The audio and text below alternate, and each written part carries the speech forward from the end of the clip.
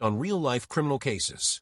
Some names, details, and events have been altered for privacy and dramatic purposes. While every effort has been made to ensure accuracy, certain information may not be factually verified. Viewer discretion is strongly advised. Some of these cases remain unsolved to this day. The death of baby Everly. Louisiana parents charged in a heartbreaking case of infant abuse. Good day, everyone, and welcome back to Murder Mistress, the channel where we take a closer look at the most shocking crimes, the pursuit of justice, and the heartbreaking truths that often hide behind closed doors. Today's story is one that is almost too painful to believe. It is the story of a 2-month-old baby girl whose short life ended in unimaginable suffering. A life that should have been filled with warmth, love, and care, but instead was surrounded by cruelty and neglect. Before we continue, please do not forget to like and subscribe to Murder Mistress. Your support helps us keep sharing stories that deserve to be heard, bringing light to the cases that reveal both the darkest parts of humanity and the strength of those who fight for justice. Now let us begin. In early October of this year, in the small community of Eunice, Louisiana, authorities received a call that would shake even the most seasoned investigators. It was a report of an unresponsive infant, a baby girl just 2 months old. When emergency responders arrived at the home, they found the child in a condition that left them stunned. She was severely malnourished, dehydrated, and showing clear signs of trauma. Despite efforts to save her life, she was pronounced dead shortly after arrival at the hospital. The child's name was Everly, a baby who had only been in this world for a matter of weeks. A baby who depended entirely on her parents for survival, love, and protection. But instead, police say that protection was replaced by abuse so severe it defies comprehension. Investigators quickly began piecing together what had happened. The child had been under the exclusive care of her parents, Taylor Daniel Broussard and Kaylee Fontenot. From the very beginning, officers suspected foul play. The baby's body bore injuries that no accident could explain. When the autopsy results came back, they confirmed the worst fears of detectives and medical examiners alike. The official report revealed that Everly's lower spine had been severed, causing fatal internal bleeding. The force required to inflict that kind of injury was extreme, far beyond what could happen by mistake. But that was not all. The medical examiner found multiple broken ribs, signs of severe dehydration, and malnourishment so advanced that it indicated prolonged neglect. The findings painted a picture of ongoing abuse, and of a child whose suffering had been ignored until it was too late. In the aftermath, both parents were taken into custody.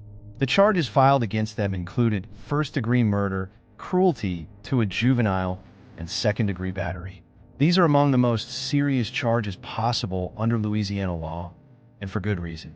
Prosecutors believe that Everly's death was not the result of a single violent act, but rather a pattern of prolonged mistreatment. At the heart of the investigation is the question every detective dreads asking. How could two parents, the people meant to love and protect this baby, cause such harm? Neighbors told reporters that the couple had been seen with the baby only a handful of times, and that even then, something seemed off. Some noticed that the child appeared thin and fragile. Others mentioned hearing arguments late at night. But in a small town like Eunice, most people hesitate to get involved in another family's affairs, a hesitation that now weighs heavily on their conscience. When detectives questioned Kaylee Fontenot, her story was inconsistent. At first, she claimed that the baby had simply stopped breathing. Later, she said Everly had fallen. But the physical evidence told a very different story. The injuries were too severe, too concentrated, and too specific to be accidental. Meanwhile, Taylor Broussard, the baby's father, fled shortly after the investigation began. Police launched a manhunt across Louisiana, warning that he might be armed and dangerous. 4 days, he remained on the run, until finally, he turned himself into authorities. His surrender did not come with a confession, but investigators believe the evidence against him will speak louder than any words ever could. Detectives have been careful to describe this case as ongoing, suggesting that more charges could still be filed as forensic evidence continues to come in. There are also questions surrounding whether other individuals were aware of the abuse and failed to report it, an omission that could carry criminal liability under Louisiana's mandatory reporting laws. The autopsy results have sent shockwaves throughout the community.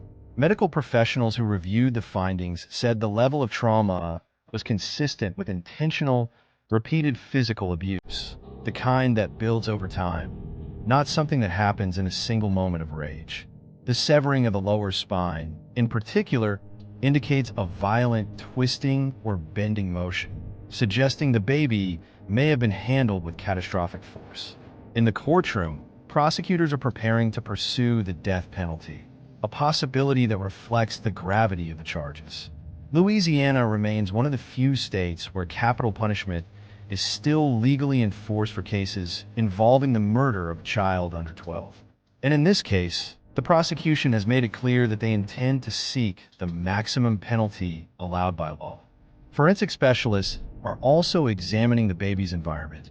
Reports indicate that the home was in disarray when officers arrived, littered with debris, spoiled food, and empty bottles. There are no signs of baby formula or clean feeding supplies. These conditions only strengthen the case for neglect and cruelty to a juvenile. As the case unfolds, social services and child welfare advocates have raised urgent questions about how this tragedy could have been prevented. Were there prior signs of abuse? Did anyone, neighbors, relatives, or healthcare workers, notice warning signs before it was too late? And if so, why did no one intervene? Sadly, this is not an isolated case. Across the United States, child abuse remains one of the most underreported crimes, often hidden behind the closed doors of family homes. Babies like Everly are among the most vulnerable victims, unable to speak, unable to defend themselves, and entirely dependent on others for survival. In Louisiana alone, statistics show that over 13,000 cases of child abuse are reported each year, and experts believe the real number is much higher. For every child who dies from abuse, dozens more suffer in silence. The tragedy of Everly's case serves as a painful reminder of just how critical it is for communities to recognize the signs and take action. For now, both Broussard and Fontenot remain behind bars, awaiting trial. They have both pleaded not guilty to all charges. Prosecutors, however, say the evidence is overwhelming. From the autopsy findings to the condition of the home, to the timeline of events leading up to the baby's death. Investigators are still piecing together the final hours of Everly's life, trying to understand what led to the fatal injuries. Whether it was an outburst of rage or a sustained pattern of cruelty, one thing is certain: her suffering was long, and her cries went unanswered. The case has prompted widespread outrage and heartbreak across Louisiana and beyond. Community vigils have been